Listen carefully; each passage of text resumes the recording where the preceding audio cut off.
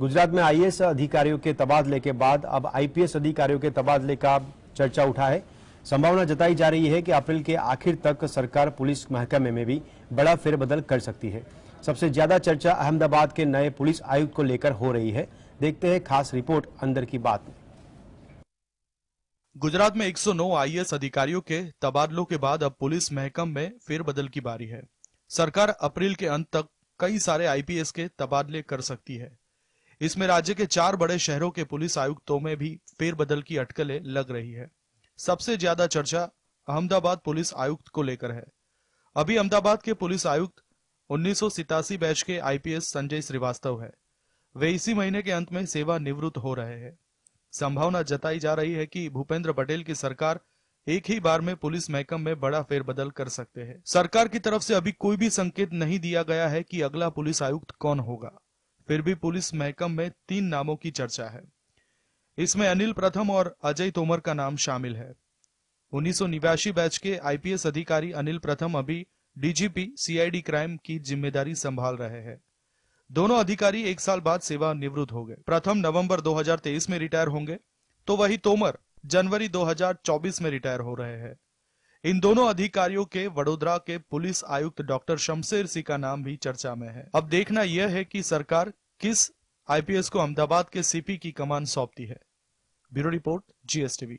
बात करते हैं समलैंगिक विवाह की, तो केंद्र सरकार ने सुप्रीम कोर्ट में समलैंगिक विवाह का कड़ा विरोध किया है। केंद्र का कहना है कि समलैंगिक शादियों को कानूनी मान्यता देना सुप्रीम कोर्ट के अधिकार क्षेत्र में नहीं आता है। क्या कहा केंद्र सरकार ने, कब होगी अगली सुनवाई, देखते हैं अंदर की बात में। केंद्र ने सुप्रीम कोर्ट में समलैंगिक विवाह का विरोध किया है। केंद्र ने कोर्ट को दिए अपने जवाब में कहा कि अदालतें समलैंगिक विवाह के अधिकार को मान्यता देकर कानून की एक पूरी शाखा को फिर से नहीं लिख सकती है, क्योंकि एक नई सामाजिक संस्था का निर्माण न्यायिक निर्धारण के दायरे से बाहर है। केंद्र ने कहा कि जुडिशियल अवार्ड की मदद से समलैंगिक विवाह को मान्यता नहीं दी जा सकती। यह संसद के क्षेत्र में अधिकार क्षेत्र में आता है, न कि सुप्रीम कोर्ट के। केंद्र ने कहा कि कोर्ट के लिए याचिकाएं सोशल एक्सेप्टेंस के उद्देश्य से अर्बन एलिट आइडियाज को दर्शाती है। केंद्र ने कहा कि शादी केवल एक पुरुष और एक महिला के बीच हो सकती है। सुप्रीम कोर्ट ने समलैंगिक विवाह को कानूनी मान्यता देने वाली याचिकाओं पर सुनवाई के लिए 5 न्यायाधीशों की संविधान पीठ का गठन किया है। इसमें सुप्रीम कोर्ट के chief justice D Y Chandrachud, justice Sanjay Kishan Kaul, S Ravindra Bhatt, P S Narasimha और हेमा कोहली भी शामिल है। मामले पर अब अगली सुनवाई 18 अप्रैल को होगी। Bureau report. केंद्र सरकार का अगला विजन कंप्रेस्ड बायोगैस है। कंप्रेस्ड बायोगैस एक नए तरह का ईंधन है जो कच्चा तेल, प्राकृतिक गैस और सीएनजी जैसे फ्यूल पर निर्भरता को कम कर देगा। साथ ही इससे कार्बन का उत्सर्जन भी नहीं होगा। क्या होता है कंप्रेस्ड बायोगैस, सरकार क्यों कर रही है इस पर फोकस, क्या सस्ता हो जाएगा ईंधन, देखते हैं स्पेशल रिपोर्ट अंदर की बात में। पेट्रोलियम मंत्रालय कंप्रेस्ड बायोगैस के रूप में ईंधन के नए अवसर तलाश रहा है। मंत्रालय की ओर से कई राज्यों में कंप्रेस्ड बायोगैस लगाने की योजना बनाई गई है। केंद्रीय पेट्रोलियम मंत्री हरदीप सिंह पुरी ने अपने एक बयान में कहा है कि जैव ईंधन के क्षेत्र में 2030 तक 20% की ग्रोथ का लक्ष्य रखा गया है, लेकिन इसे घटाकर अभी 2025 कर दिया गया है।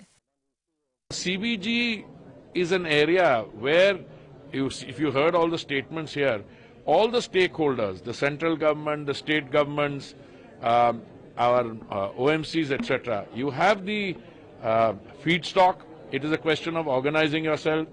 So I listed all those things, and I'm very optimistic that this is an area for not just major growth, but immediate growth. Compressed biogas अनाक्सी प्रक्रिया से बना हुआ एक प्रकार का ईंधन है। यह अत्यंत ज्वलनशील पदार्थ है, जिसका उपयोग मोटर वाहनों को चलाने के साथ ही खाना पकाने और अन्य कई कामों के लिए किया जा सकता है। कंप्रेस्ड बायोगैस बायोमास से तैयार किया जाता है। बायोगैस पैदा होने में करीब 95% से लेकर 60% तक मीथेन, 40 से 45% कार्बन डाइऑक्साइड और हाइड्रोजन सल्फाइड होता है। इसमें मिथेन की मात्रा 90% होती है। देश में पर्याप्त मात्रा में बायोमास को देखते हुए ऑटोमोटिव इंडस्ट्री और कमर्शियल क्षेत्र में सीएनजी की जगह इसका उपयोग किया जा सकता है। Bureau report, GSTV. और अब बात राहुल गांधी की। कर्नाटक विधानसभा चुनाव 2023 के मद्देनजर कांग्रेस नेता राहुल गांधी राज्य के 2 दिवसीय दौरे पर हैं। इस दौरान उन्होंने अपनी रैली में बीजेपी और आरएसएस पर निशाना साधा। क्या कहा राहुल गांधी ने, देखते हैं इस रिपोर्ट में। कर्नाटक विधानसभा चुनाव 2023 को लेकर कांग्रेस नेता और पूर्व सांसद राहुल गांधी ने कमर कस ली है। राहुल गांधी ने सोमवार को कर्नाटक के बिदर जिले में एक रैली को संबोधित किया। इस दौरान उन्होंने कहा कि आज पूरे हिंदुस्तान में बीजेपी और आरएसएस के लोग लोकतंत्र पर हमला कर रहे हैं। बीजेपी और आरएसएस हिंदुस्तान में नफरत और हिंसा फैला रहे हैं। दुख की बात है कि आज पूरे हिंदुस्तान में आरएसएस और बीजेपी के लोग लोकतंत्र पर आक्रमण कर रहे हैं। जो बसवना जी की सोच थी कि सबकी भागीदारी होनी चाहिए,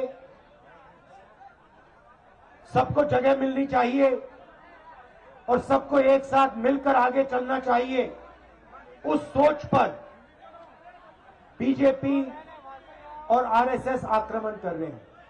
हिंदुस्तान में नफरत फैला रहे हैं, हिंसा फैला रहे हैं और जो सबसे गरीब कमजोर लोग हैं उनसे धन छीनकर 2-3 अरबपतियों को धन दिलवा रहे हैं। राहुल गांधी ने कहा कि आरक्षण में 50% कैप को हटा देना चाहिए। हिंदुस्तान के पीएम ओबीसी का भला नहीं चाहते हैं। 2011 में यूपीए सरकार के दौरान जातिगत जनगणना हुई थी, लेकिन मोदी सरकार ने इस जनगणना की रिपोर्ट को जारी नहीं किया। जनगणना की ये रिपोर्ट सबके सामने आनी चाहिए।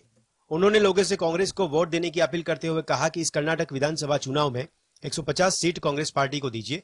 हमें 40% वाली सरकार को हटाना है और 40% कमीशन वालों को 40 सीट ही देनी है। उन्होंने कहा कि कॉन्ट्रैक्टर एसोसिएशन प्रधानमंत्री को पत्र लिखकर बताता है कि कर्नाटक में 40% कमीशन लिया जा रहा है। पीएम नरेंद्र मोदी ने चिट्ठी का जवाब तक नहीं दिया। Bureau report.